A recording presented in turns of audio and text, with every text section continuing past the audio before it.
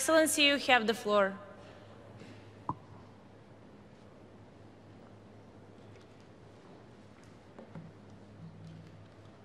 Your Excellency, President of COP26, it is with great pleasure and honor I take this podium to address the scourge of our time, the climate change.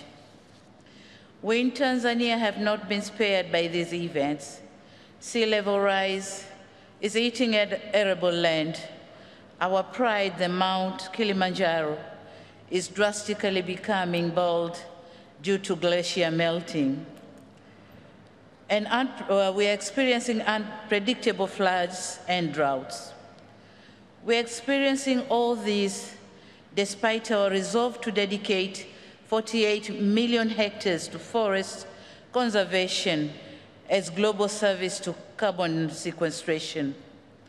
Our exotic and beautiful archipelago of Zanzibar is struggling with temperature rises, saltwater intrusion, and inundation, thus impacting its tourism ecology. Excellencies, what does all this mean to a poor country like Tanzania? It means 30% of our GDP that comes from agriculture, forestry, and fisheries is not sustainable. Sadly, the big resolve and robust steps to combat causes and effects of climate change are still low-paced. The Paris goal of achieving 1.5 degrees Celsius is yet to be made, while more commitment are required. We in Tanzania are determined to take swift actions, as our inaction means risking our development agenda and prosperity. We have in place the National Climate Change Response Strategy and the National Determined Contributions aimed at reducing greenhouse gases emission economy-wide between 30 and 35 by 2030.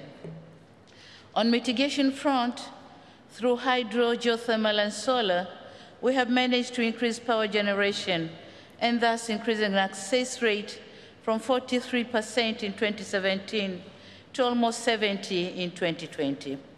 Our reforestation rate increased from 25 to 27 in 2020, with every year planting on average of 276 million trees.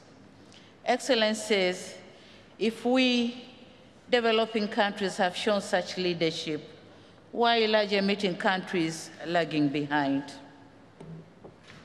The IPCC AR6 has clearly explained the scope and magnitude of the climate change impacts.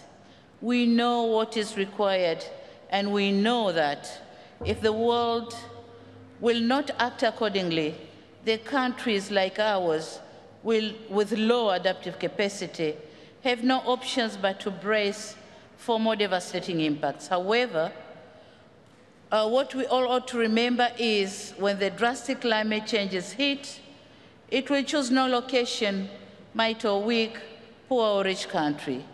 And so we call upon an urgent unlocking of a climate financing that will trigger planned targets and implementation of the NDC.